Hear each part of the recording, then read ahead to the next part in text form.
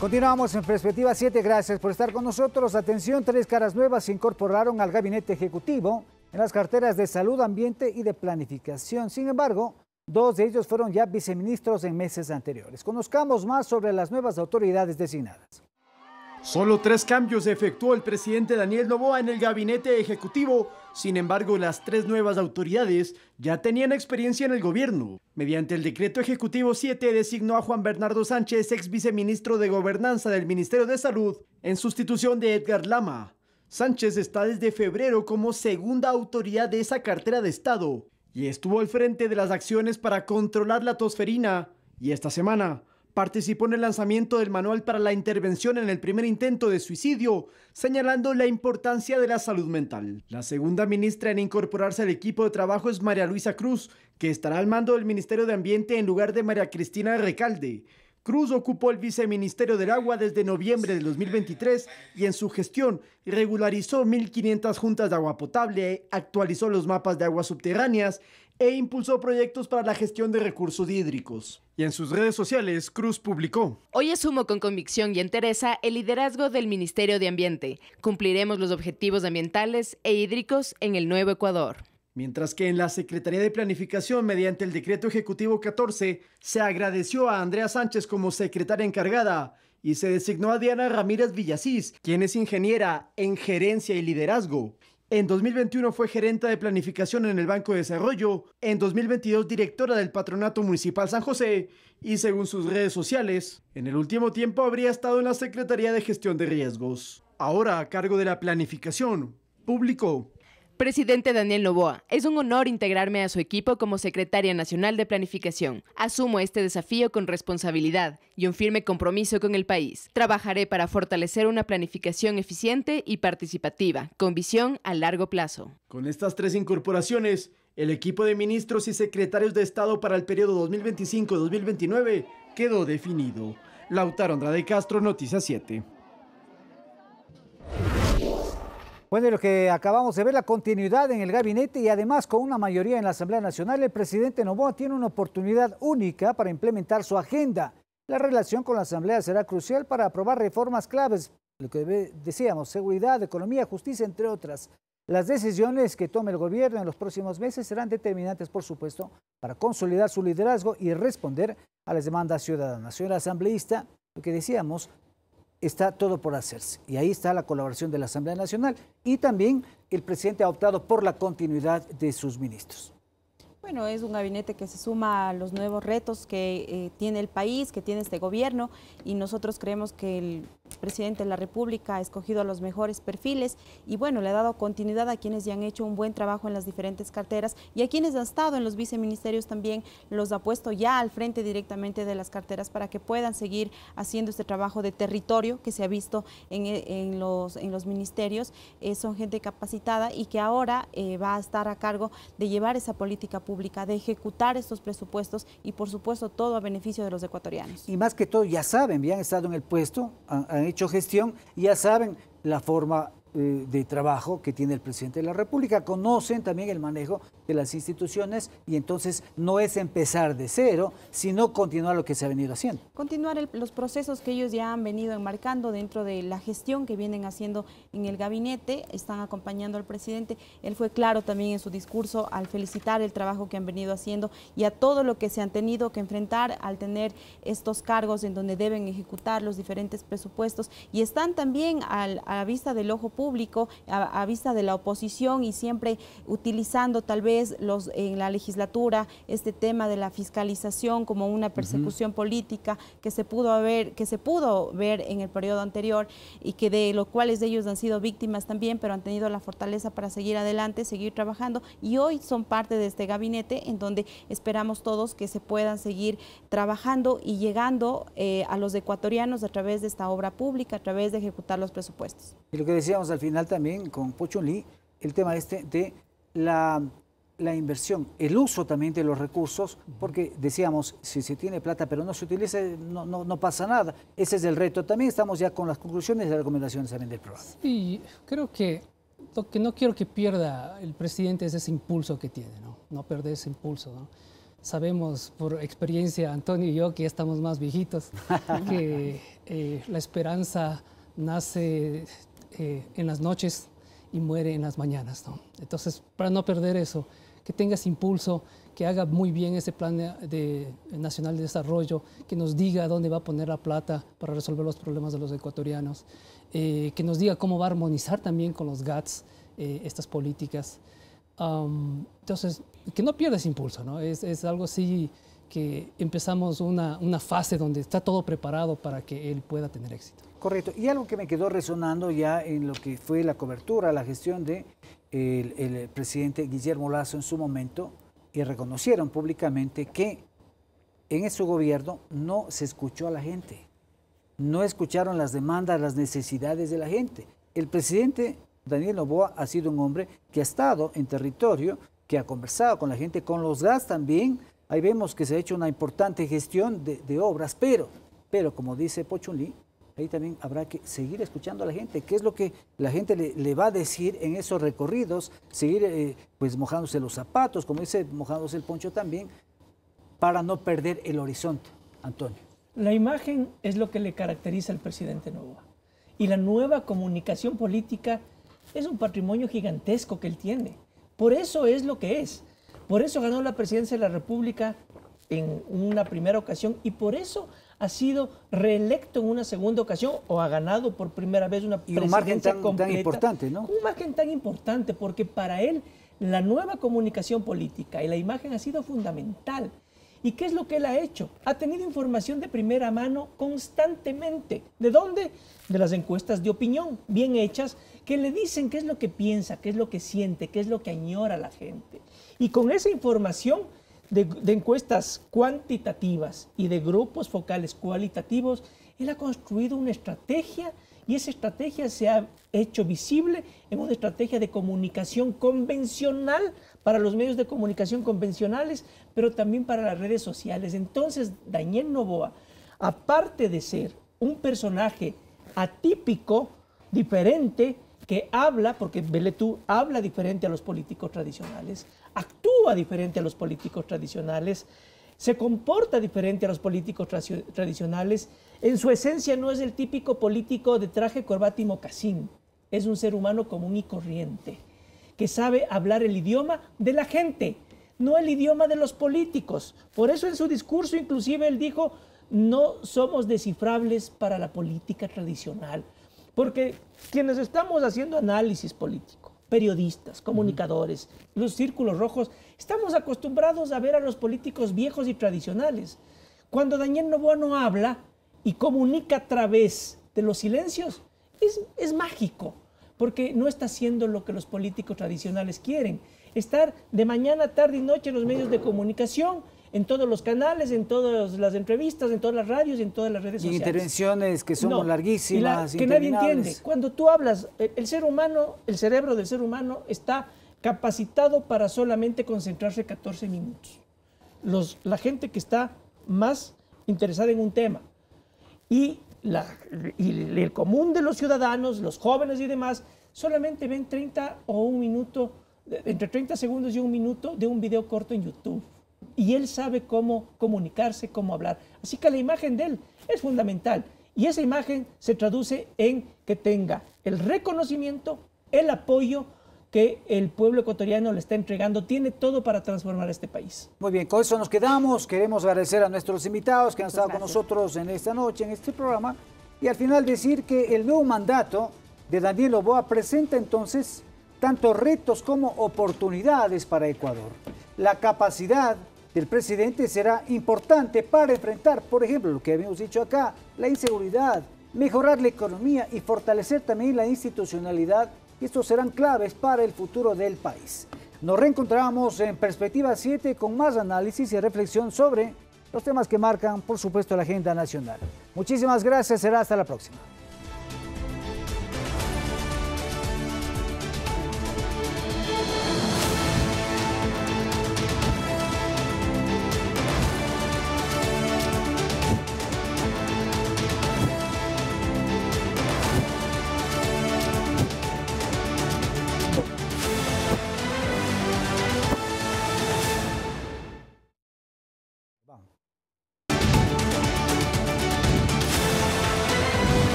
Continuamos en Perspectiva 7. Gracias por estar en nuestra sintonía. Atención, en abril de 2025 Ecuador registró un aumento en la tasa de empleo adecuado, alcanzando el 35.8% de lo que representa un crecimiento de 2.2 puntos porcentuales frente al 33.6% del mismo mes del año anterior.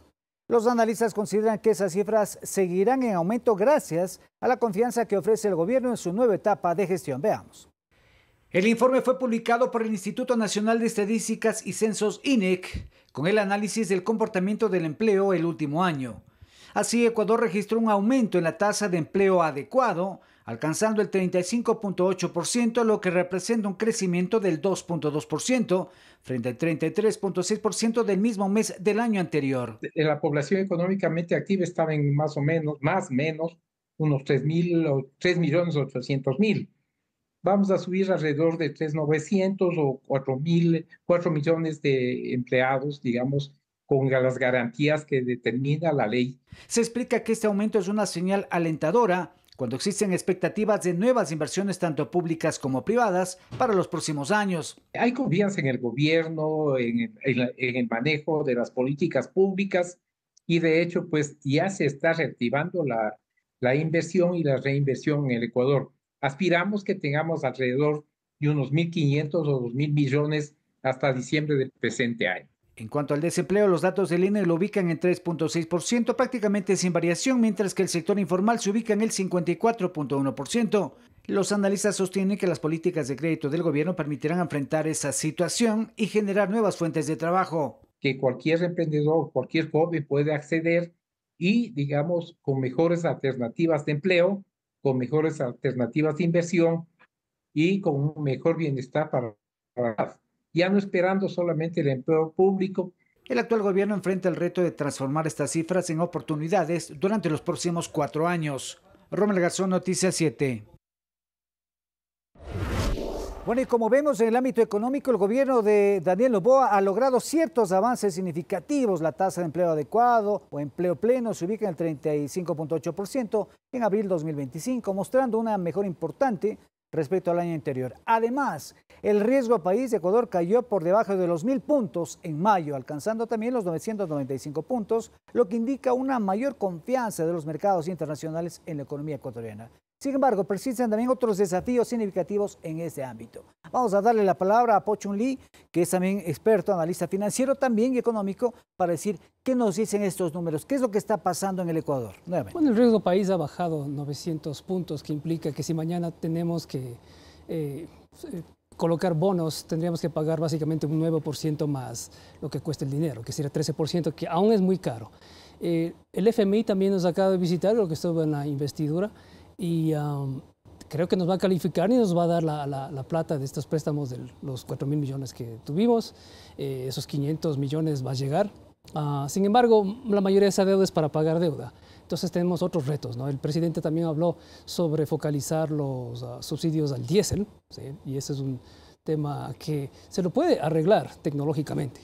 Estamos hablando de lo primero es identificar quién lo utiliza y por lo menos si es que los identificamos podemos evitar este 20-30% que se vaya en contrabando, que es lo que la gente presume. También estamos hablando que viene el reto del seguro social, ¿no? Como adecuar el empleo formal, ¿sí? Y lo que decía, ¿no? Y esto también, ya sea Antonio o Inés, hay que enlazarlo, que sin arreglar la seguridad no se va a arreglar la economía. Pero aparte de lo que claman los focus groups, que es dele mano dura, también hay que pensar en la política social, en realmente cuál es la opción que le damos a los jóvenes. Porque ahorita todo los jóvenes, va de la mano, claro, al final todo va de la mano. Porque los jóvenes ahorita ya no son reclutados, ellos les buscan a los GDOs. Entonces tenemos que dar una mejor opción, ya sea ver a través de mejor educación, posibilidades de empleo, realmente hasta ver programas sociales que les den otros tipos de entretenimiento. ¿No? Entonces tenemos que sacar también a la gente de la pobreza, porque no es solo una cuestión de dar bala, llevarme a los presos y dejar ese barrio sin recuperarlo, ¿no? Correcto. Ahí, Antonio, lo que hablábamos hace un rato en el camerino, decimos, a ver, todo esto sabemos que hay que hacerlo, ¿no es cierto? Atender al sector social, pero si es que no existen los recursos, cómo logramos llegar con obra pública, con carreteras, con hospitales, con vivienda, en fin, y al final resulta importante, decimos todo va de la mano, el hecho de que se tenga confianza a nivel internacional, que nos presten plata, si bien una parte seguirá para pagar deuda, pero otra parte también quedará y al final puede permitir, en efecto, llegar a concretar esas obras y la atención social para que siga generándose estas cifras que vemos hace un rato, ¿no? De que se va mejorando el empleo pleno, Antonio. Sí. Yo creo que el clima está dado para que se pueda dar como resultado justamente eso, la reactivación económica del país. ¿Y a qué me refiero con eso? Ya no es el presidente Noboa un presidente de 1 año y medio, ya no es un presidente de transición, es un presidente ya de 4 años. Además, es un político nuevo, joven, que actúa, que se viste, que habla, que es atípico y que es totalmente distinto a los políticos tradicionales. Además, tiene a otras fuerzas del Estado, a otras instituciones, a otras funciones como el legislativo trabajando de la mano de él. Hay condiciones porque ya no existe una oposición de estas rabiosas y molestosas como es el correísmo. El correísmo está muerto. Se convertía en la piedra en el zapato, le hicieron la vida imposible a Guillermo Lasso y tuvo que ir a la muerte cruzada. El correísmo está muerto. Lo único que hizo en estas elecciones la gente es desenterrar al muerto para cremarle y volverle a enterrar. Ya está muerto el correísmo, ya no hay esa molestia. Entonces, el presidente Noboa es un presidente de 4 años que tiene buena relación con las otras funciones del Estado, principalmente con la función legislativa, con la Asamblea Nacional, con Nils Olsen a la cabeza de la Asamblea, pero además ha hecho una cosa que me parece a mí muy importante.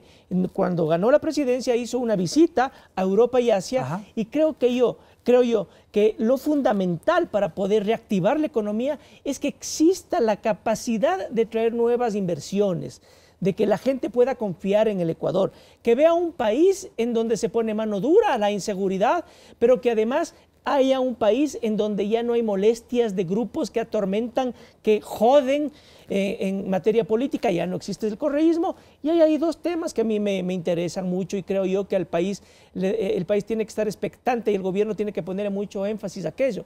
Por ejemplo, las inversiones que pueden venir desde China en buenas condiciones, no en condiciones atropelladas como venían antes, pero sí en muy buenas condiciones. Yo creo que China estará muy interesada en poner inversiones grandes en el Ecuador. Pero ahí depende también de la forma de negociación, sí, ¿no es cierto? La ministra parece que estuvo mucho tiempo en China y creo yo que habrá muy buenos resultados en eso. O, por ejemplo, de Emiratos Árabes, de economías que tienen realmente muchísimo dinero y que están en condiciones de venir al Ecuador a invertir.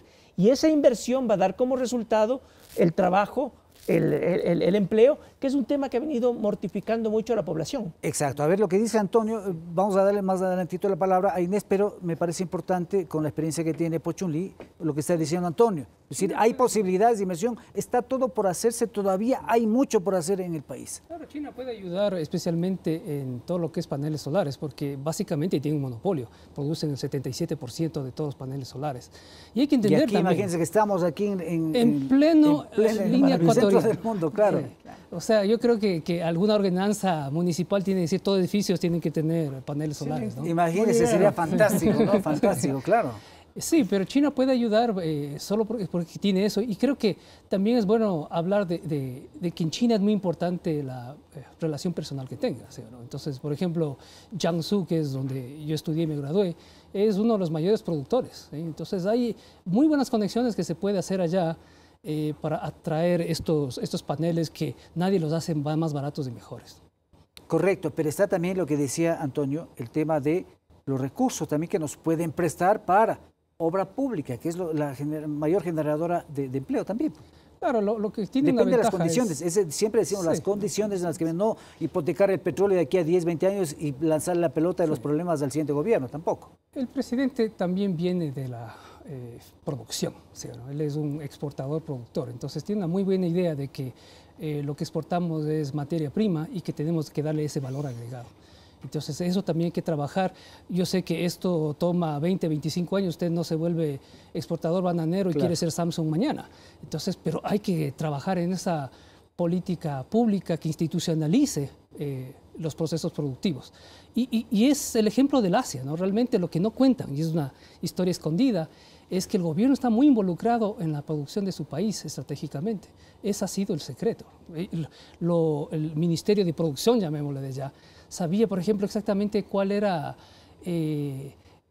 el material que usted importaba y añadía mayor valor y regresaba como mayores impuestos. O sea, bien estudiado el mercado al final.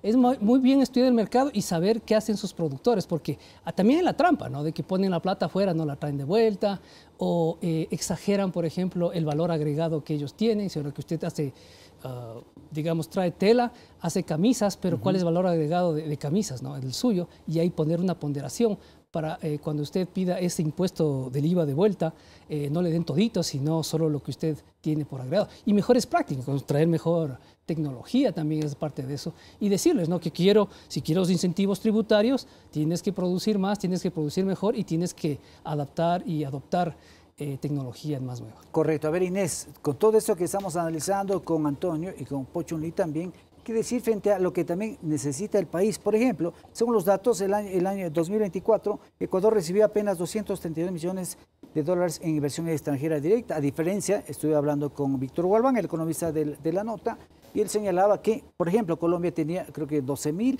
y Perú tenía 11.000 millones, a diferencia de 232 millones. Por eso la expectativa era llegar en este año por lo menos a unos 1.500 millones de inversión extranjera. Y está también lo que hablamos también hace un rato, el tema de las alianzas público-privadas. Se necesita generar obra y se necesita generar mano de obra.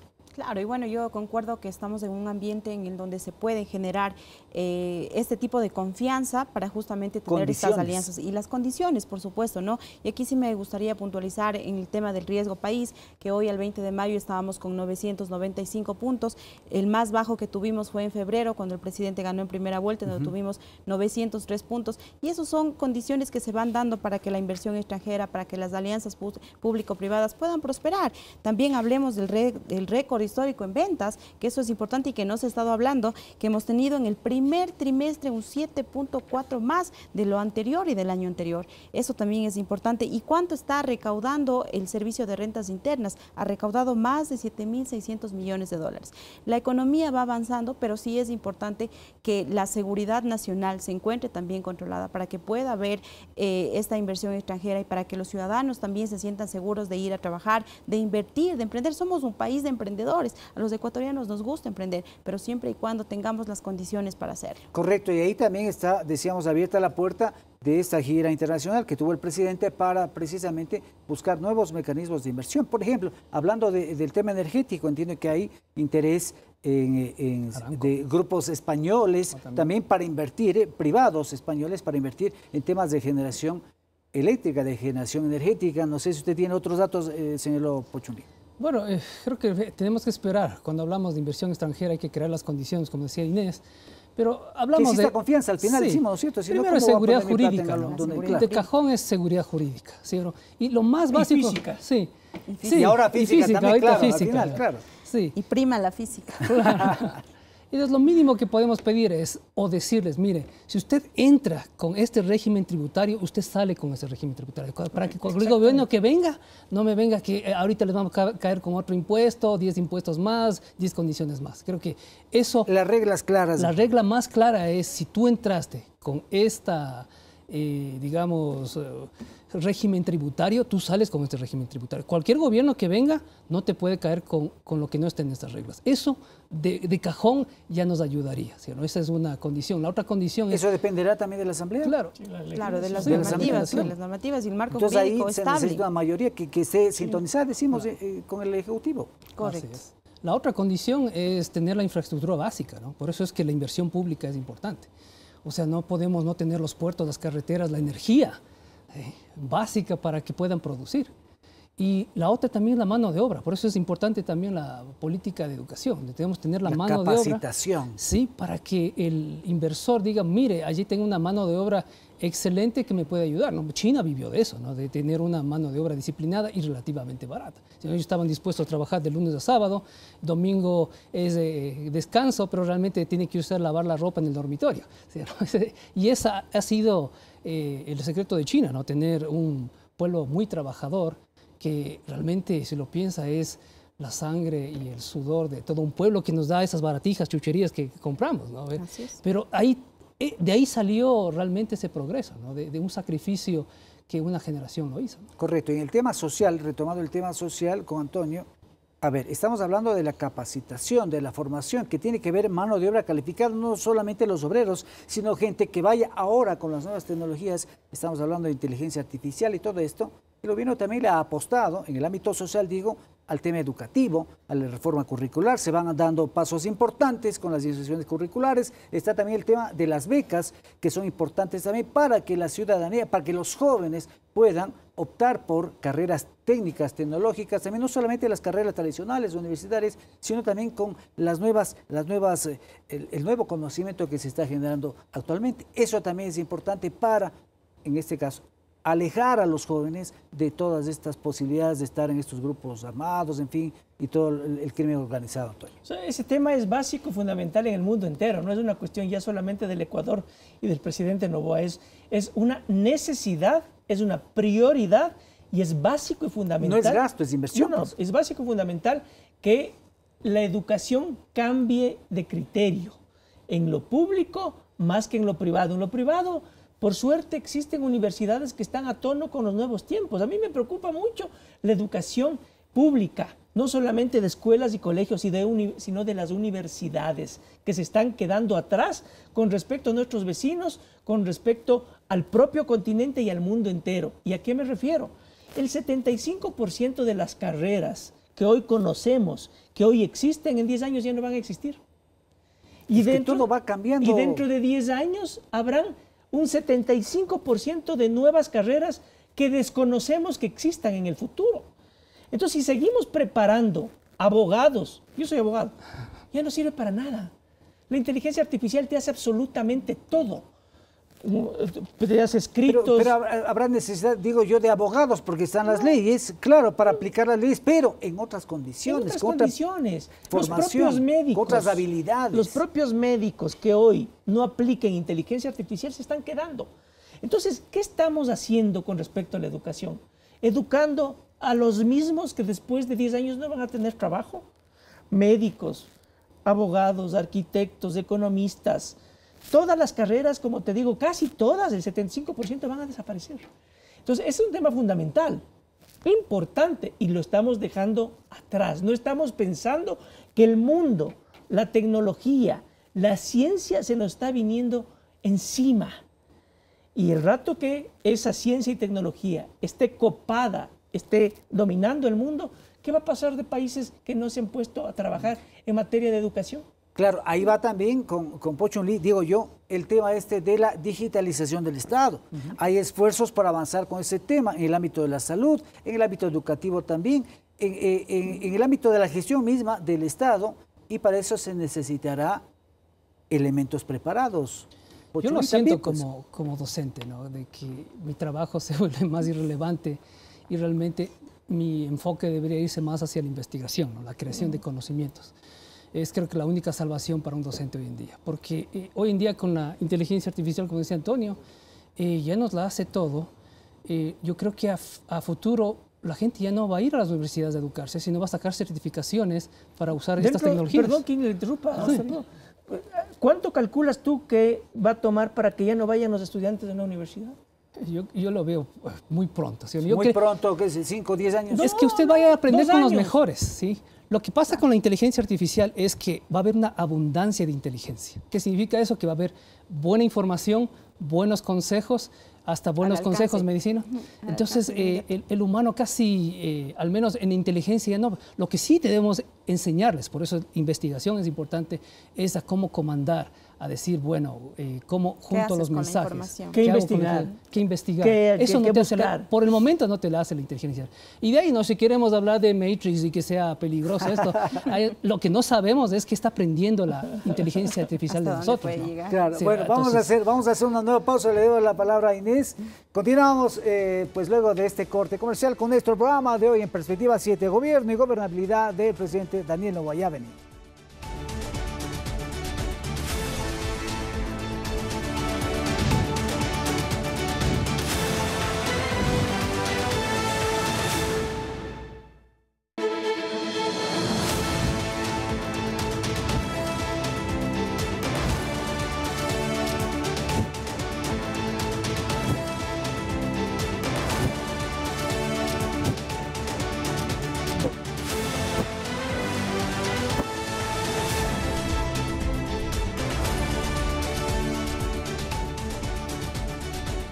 Con la posesión oficial en la Asamblea Nacional el pasado 24 de mayo, Daniel Noboa inició un nuevo mandato presidencial para los próximos 4 años, en medio de una serie de desafíos significativos en temas como seguridad, economía y gobernabilidad.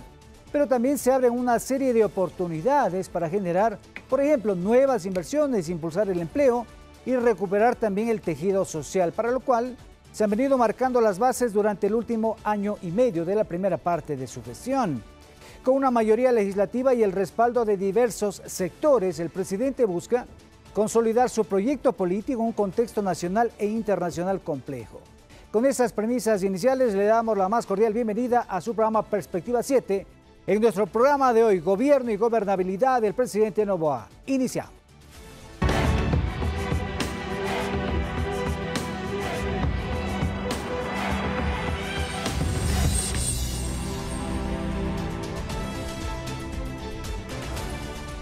Queremos contarles que el 24 de mayo, Daniel Noboa Sin fue posesionado como primer mandatario por el periodo 2025-2029, junto a su vicepresidenta María José Pinto. En la ceremonia realizada en la Asamblea Nacional, el jefe de Estado dio un discurso en el que dejó entrever los objetivos para su gobierno y le envió un mensaje a la población. Veamos. Hay momentos en la historia de un país que marcan un antes y un después. Momentos donde no basta con mirar atrás, sino que es necesario mirar para adelante, con la frente en alto y el corazón firme. Hoy es uno de esos días. Daniel Noboa fue posesionado como presidente del Ecuador por un periodo completo, recibió la banda presidencial por parte del titular de la Asamblea, Nils Olsen, y brindó un discurso concreto que ha llamado la atención por su oratoria y las ideas que plasmó. Yo sé que mi deber no es alejarme de un conflicto porque nunca se había resuelto antes. No es mirar hacia otro lado para ahorrarme el desgaste que significa luchar contra los criminales que se han creído dueños del país durante años. Pero en su pronunciamiento al país aprovechó para anunciar su plan de gobierno para estos 4 años. La permanencia escolar de nuestros niños será una prioridad. Las aulas los esperan. Las condiciones laborales de docentes, trabajadores sociales y psicólogos educativos se fortalecerán. El jefe de Estado dijo que se incrementará el bono para madres lactantes, se construirán 200.000 casas y se ampliará la vía que conecta Quito y Guayaquil. También vamos a diversificar la matriz energética del Ecuador, construyendo un sistema que garantice energía limpia, suficiente y sostenible para todos los ecuatorianos. Se presentará la ley de energía nuclear y el nuevo modelo del sector eléctrico eficiente. Además, el presidente dio un voto de confianza al bloque de seguridad y dijo 0 tregua al crimen organizado. La reducción progresiva de homicidios será una meta innegociable. Atacaremos las economías criminales de este país y las acabaremos. Mientras que de parte de la mayoría de la Asamblea, se aseguró que se caminará de la mano con el Ejecutivo. Porque gobernabilidad significa entender que podemos tener diferencias, pero que el país nos exige estar unidos en lo esencial. Para el presidente, ese nuevo Ecuador no será un eslogan, sino una forma de gobernar. Firme contra el crimen, justo con su gente, visible con sus obras e indescifrable para la vieja política. Lautaro Andrade Castro, Noticias 7. Como veíamos, el pasado 24 de mayo, Daniel Noboa asumió oficialmente su segundo mandato presidencial, esta vez por un periodo completo de 4 años. En su discurso de posesión, el presidente reafirmó su compromiso de combatir la delincuencia organizada, revitalizar la economía y promover una reforma estructural del Estado. Destacó la necesidad de alejarse del Ecuador del pasado y construir un país libre del miedo, guiado por la transparencia y la justicia con una mayoría legislativa. Noboa tiene la oportunidad de avanzar en su agenda, pero también enfrenta el desafío de cumplir con las altas expectativas ciudadanas y superar la creciente violencia que afecta al país. Con esto vamos a dar la bienvenida a nuestros invitados. Esta noche nos acompaña Antonio Ricaurte, quien es abogado de los tribunales del Ecuador, exalcalde de la ciudad de Quito y es analista político. Muchísimas gracias, Antonio, por estar aquí con nosotros. Además está con nosotros también Po Chung Lee, quien es doctor en filosofía, es un PhD, es profesor universitario también e investigador y es especializado en finanzas y relaciones internacionales. Muchas gracias por su comparecencia a este programa. También está aquí a mi lado la asambleísta Inés Alarcón. Vamos a ver de inmediato su perfil.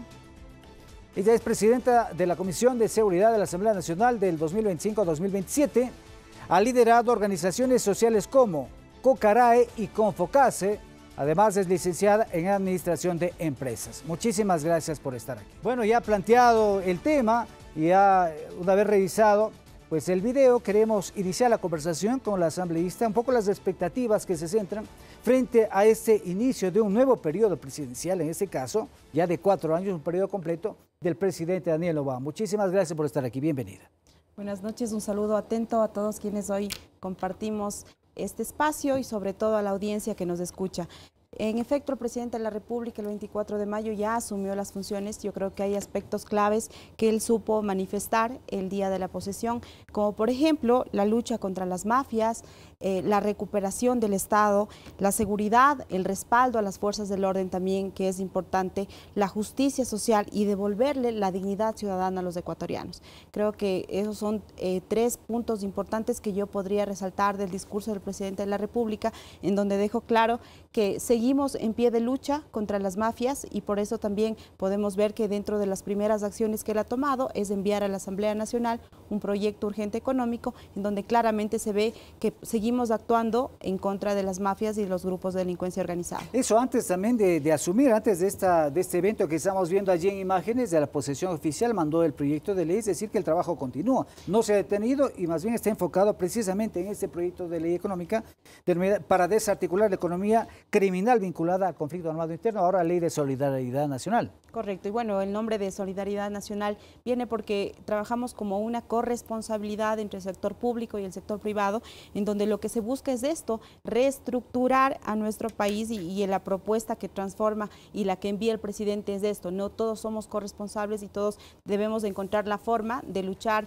en contra de los grupos de delincuencia organizada y el narcotráfico, que es un crimen transnacional que por supuesto también requiere la cooperación internacional, que el presidente también ha sido claro al solicitar. Usted también ya nos va a hablar más adelante de este proyecto de ley también para la presencia de bases extranjeras militares en el país. Correcto. Vamos a hablar, adelante. Bueno, vamos con Pochun Lee, que también está con nosotros, docente universitario, también especialista en temas económicos. ¿Qué decir de lo que fue estos anuncios, estas bases que ha marcado, estas líneas que ha marcado el presidente Daniel Noboa en su discurso de posición? Bienvenido. Buenas noches. Buenas noches, muchas gracias. Creo que fue un discurso muy emotivo. Siempre nos olvidamos cómo nos sentimos al escucharlo. Se lo sintió muy auténtico. En el caso de la economía, tenía ciertas directrices o planes, como un poco la renovación energética. Hablaba también de 200.000 viviendas. Hablaba también de energía nuclear, que fuera increíble si lo tenemos. Y también, ¿no? El tema de seguridad, porque si no resolvemos el tema de seguridad, la economía nunca va a resaltar.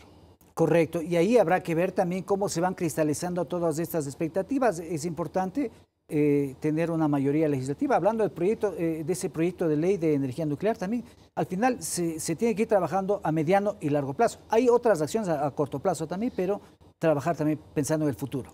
Así es. Creo que lo importante, y para evitar lo que digan los retractores, es justamente concoctar muy bien el plan de desarrollo nacional, que hay que presentarlo dentro de 90 días a la Asamblea. Sí, también el plan plurianual de inversiones, que eso nos interesa ver dónde pone la plata en los problemas que tiene el país. Y eso es como el primer abrebocas, ¿no? Porque si tenemos un excelente plan, ya es una cuestión de que cada ministro o ministerio lo ejecute. Correcto, eso es lo más importante al final, porque si no se tiene plata y no se ejecuta, no se invierte, realmente no se va a conseguir nada. Vamos con Antonio, un gusto tenerlo aquí nuevamente en el programa. El análisis político siempre es fundamental también, con todos los elementos que se han ido presentando a lo largo de las últimas semanas, la nueva mayoría, la posesión que se dio oficialmente y el discurso que ha marcado las líneas, ha marcado la cancha de juego. Bienvenido, Antonio. Gracias, Rommel. Un saludo, Inés, a Pochun Lee. Hay que analizar en el contexto de lo que fue la posición presidencial. Y un poco retomando las palabras de Pochun Lee, la emotividad alrededor de justamente esa posesión. Y ahí hay algunos elementos bien importantes. O sea, se le vio a un presidente de la República rodeado de su familia, de su esposa, de sus hijos, de su madre, haciendo referencia a su padre también, en un ambiente de mucha amabilidad, de mucha cordialidad, de mucha familiaridad, pero además con otro protagonista que para mí es fundamental, que es el presidente de la Asamblea Nacional, Nils Olsen, ¿no? Que es un personaje totalmente distinto a los políticos tradicionales, un personaje que actúa, que habla, que se comporta diferente a los políticos tradicionales, que viene de un espacio turístico, de defender el turismo del Ecuador, empresarial, ambiental, etcétera, etcétera. Su empresa mismo está basada en el turismo, pero además es amigo del presidente. Y esa amabilidad y esa cordialidad y esa familiaridad que tiene con el presidente, siendo el presidente de la Asamblea Nacional, va a hacerle muchísimo bien al país, porque va a haber más allá de que exista una mayoría del gobierno nacional de ADN, esa presidencia, esa amistad que tiene con el presidente de la República va a ser muy buena y fructífera para el trabajo que tienen que desarrollar las dos instituciones del Estado, las dos funciones del Estado, en este caso el Ejecutivo y el Legislativo. Otro tema fundamental para mí es que el 85%, y eso hemos conversado contigo siempre, Rommel, el 85% de cualquier relación social, de cualquier relación política, de cualquier actividad política son imágenes. Y las imágenes fueron muy importantes en la posesión del presidente, como te digo. Ese presidente de la Asamblea rodeado de la familia, ese presidente de la República rodeado de la familia. Y justo estamos viendo las imágenes allí, ¿no? La vicepresidenta también un papel fundamental, ya se le han asignado los roles que va a cumplir en el ámbito social, es fundamental ahora la gestión. Lo que para mí también es, hay que estar muy pendientes de aquello. Todos sabemos, y con la veña de la señora asambleísta Inés Manzano, la gente Inés aquí, Alarcón, perdón. La gente aquí en el mundo odia a los políticos. Y la Asamblea Nacional es el espacio en donde están los políticos. Entonces la Asamblea siempre ha tenido unos números catastróficos. Pero creo yo que este momento va a ser distinto. Porque en la presidencia de la Asamblea no está el viejo, aburrido, cansón de la política tradicional. Con mañas, con problemas. Con mañas o desconocidos, desconocidas, sino va a estar un personaje que es bien visto, con gran carisma, como es Nils Olsen, y creo yo que eso le puede dar una diferente tónica de respetabilidad a la Asamblea. Ojalá puedan hacer un gran trabajo en ese sentido. Ya, bueno, ya que estamos hablando del tema legislativo, pues qué decir, eso estaba para el siguiente bloque, pero vamos a seguir avanzando con la discusión. La nueva mayoría que se ha armado para enfrentar estos proyectos. Ya se presentó el segundo proyecto económico también, la Ley de Innovación y Fortalecimiento de la Gestión Pública. En cambio, esto está dirigido a, por ejemplo, combatir la corrupción en el sector público. ¿Qué decir ahí? Se va a consolidar también esta mayoría, dejando de lado, por ejemplo, a los sectores políticos como el correísmo. Bueno, en la Asamblea Nacional siempre va a haber mayorías móviles. No es, nada está escrito en piedra en la Asamblea Nacional, pero bueno, a lo que nosotros aspiramos y a lo que nosotros solicitamos en la Asamblea Nacional es que estos proyectos de ley que vienen a beneficiar la vida de los ecuatorianos cuenten con la votación unánime de todos los asambleístas. Por ejemplo, la Ley de Solidaridad Nacional es una ley que debe votarse de manera unánime. Es una ley en donde los asambleístas, de acuerdo a sus territorios, deben de venir con soluciones y deben de venir con respuestas a sentarse en la mesa legislativa y a dar sus observaciones, porque en todo el Ecuador vivimos problemas de violencia. Entonces es importante que estos proyectos de ley pasen con una votación unánime. El tema de que se comprometan todos los bloques legislativos. Correcto, que se comprometan a trabajar, a poner observaciones y a trabajar por los ecuatorianos, que es para lo que estamos ahí. Es cierto lo que dice Antonio, la Asamblea Nacional de la Muerte Cruzada se fue con un 2% de aceptación. La asamblea que terminó ahora se fue con un 13% de aceptación. Es el trabajo como legisladores devolverle la institucionalidad a la asamblea. Pero ¿cómo se devuelve esta institucionalidad? Trabajando por los ecuatorianos, creando marcos normativos que estén conectados con la realidad. Los proyectos de ley que envía el presidente, por supuesto que son necesarios. El tema de la contratación pública. ¿Cuánto se ha dado la corrupción en este tema? ¿Cuánto no se ha podido transparentar? ¿Cuántos procesos hay para llegar a una compra pública? Ahora estábamos revisando el proyecto procedimiento y de 20 procedimientos que hay, se lo van a cambiar, por ejemplo, en 1, en 5, pero con los respectivos filtros y con las, por supuesto, y con la transparencia que se requiere también, ¿no? Eso es importante. Pero hay proyectos que son de suma importancia y que vienen a combatir la corrupción y que vienen a mejorar la seguridad nacional del país. No debería haber que ninguna bancada legislativa se oponga. O sea, eso es en contra de los ecuatorianos, de los que les dieron el voto, y por ellos estamos ahí y debemos trabajar a favor de los ecuatorianos. Estos proyectos de ley para mí deberían votarse de manera unánime en la Asamblea Nacional. Correcto. Va avanzando el análisis, ya entiendo, está el informe para primer debate, eso se votará o se analizará, mejor dicho, en los próximos días. Bueno, en ese sentido, ¿cuál es la expectativa también de la ciudadanía? El presidente Daniel Noboa llegó o ganó las elecciones con más del 56% de aceptación. ¿Cuáles son las expectativas que tiene la gente en la calle, lo que usted ha podido analizar o usted ha podido observar? Bueno, si es que regresamos a esa ley de contratación pública que se quiere reformar, creo que hay que cambiar mucho el modelo de contratación, ¿sí? ¿No? En la calle, por ejemplo, si es que vemos carreteras, ¿no? El error siempre de nuestro modelo ha sido que el mantenimiento cuesta más, pero al contratista le decimos, tú te vas a encargar de construir y yo me encargo de mantenimiento. El mantenimiento cuesta más, entonces esa es una pérdida. Y el problema también es la falta de fiscalización, ¿no? Porque el contratista sabe que va a hacer una mala carretera porque lo acabo rápido, me ahorro los costos. Los materiales, los costos, sí, entonces, de mala calidad. Al final le toca al gobierno o quien sea asumir el mantenimiento que va a costar más. En cambio, si les decimos al revés, o sea, ¿no? De que yo me encargo de construir y usted mantener, o usted se va a encargar de mantener después, ellos construyen una mejor carretera porque saben que el costo de mantenimiento es menor si hago bien las cosas al principio. Entonces, ¿es necesario entonces una ley de esas características? Es muy necesario, ¿no? También lo vemos, ¿no? Esta bendita, ¿cómo llaman? Página de compras públicas, ¿no? Que uno que tiene que comprar tiene que ir a licitar en esa página y se demora mucho, y por eso es que muchos GAS no logran ejecutar sus presupuestos. Entonces eso también tenemos que cambiarlo. Yo lo puedo decirlo, yo lo vivo también, ¿no? Compramos bocaditos para algún evento en el IAEN y al final, claro, ¿no? Nos sale triple el costo y más rico se come en el mercado, ¿no?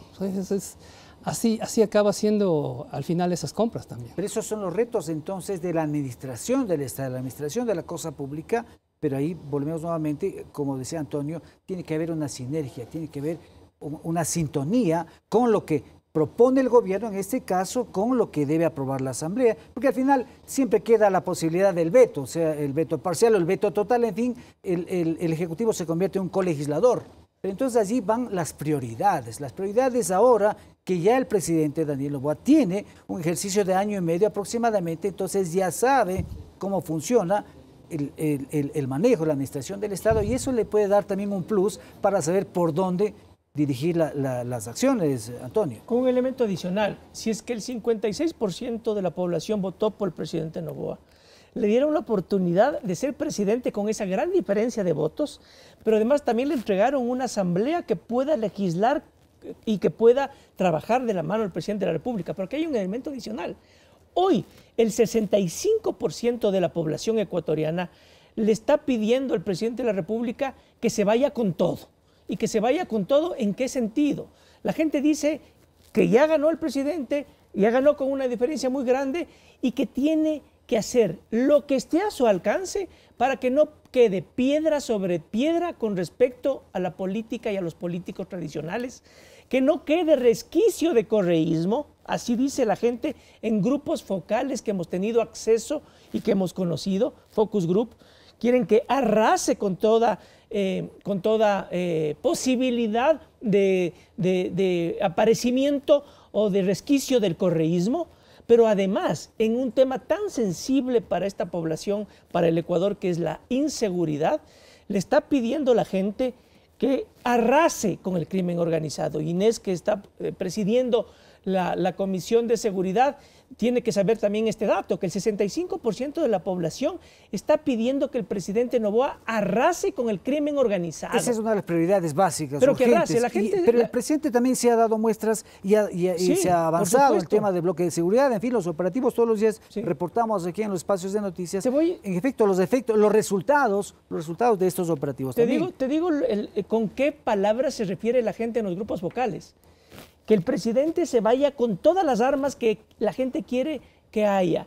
Bala y sangre en contra de los extorsionadores, de los chantajistas, de los secuestradores, de los vacunadores, de los narcotraficantes, del crimen organizado. No sé si tanto así me parece. Eso dicen los grupos vocales, no te estoy diciendo yo. Un poco extremo el asunto, pero ahí está. Eso dice la gente no quiere.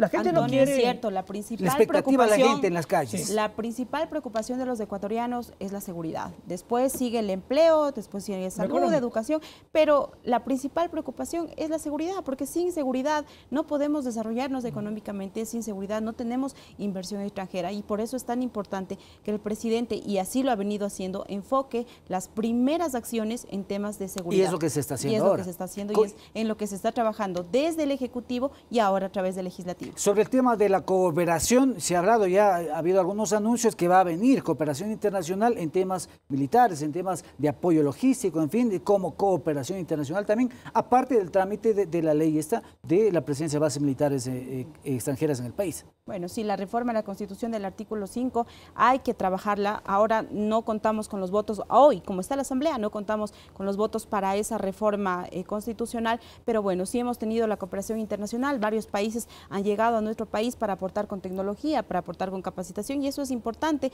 porque el narcotráfico es un crimen transnacional que conlleva que delitos conexos como lo son el sicariato, como lo es las extorsiones, que día a día nosotros podemos ver en zonas más en las costeras o en las fronterizas que en otras. Pero bueno, en todo caso, el presidente de la República sabe que la primera necesidad de los ecuatorianos es la seguridad y es en donde está poniendo todo el accionar. Muy bien, vamos a hacer una pausa. Le debo la palabra a Pocho Unlí, que está aquí con nosotros.